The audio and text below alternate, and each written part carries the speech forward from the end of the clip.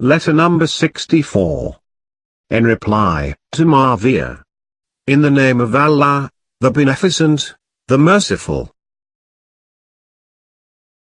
Now then, certainly, we and you were on amiable terms as you say, but difference arose between us and you the other day, when we accepted belief, Iman, and you rejected it. Today the position is that we are steadfast in the belief, but you are creating mischief. Those of you who accepted Islam did so reluctantly.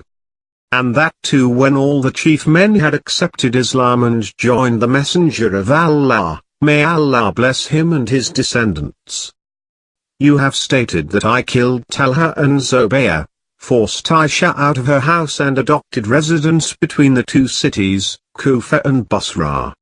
These are matters with which you have no concern, nor do they involve anything against you. Therefore, no explanation about them is due to you. You also state that you are coming to me with a party of Muhajirin and Ansar, but Hijrah came to an end on the day your brother was taken prisoner. If you are in a hurry, then wait a bit as I may come to meet you, and that would be more befitting, as that would mean that Allah has appointed me to punish you. But if you come to me it would be as the poet of Banu Asad said. They are advancing against summer winds which are hurling stones on them in the highlands and lowlands. Remember, I have still the sword with which I dispatched your grandfather, your mother's brother and your brother to one and the same place. By Allah, I know what you are. Your heart is sheathed and your intelligence is weak.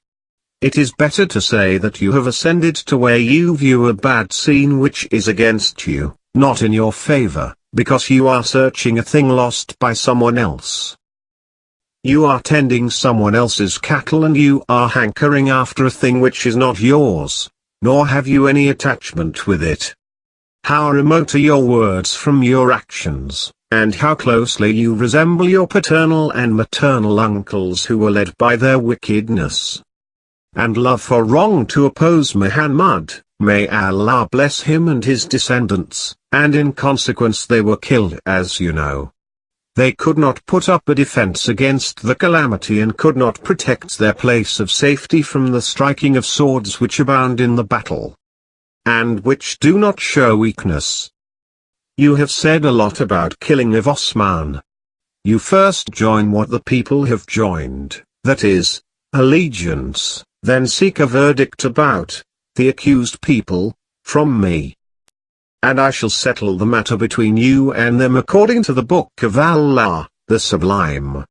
But what you are aiming at is just the fake nipple given to a child in the first days of stopping of nursing. Peace be on those who deserve it.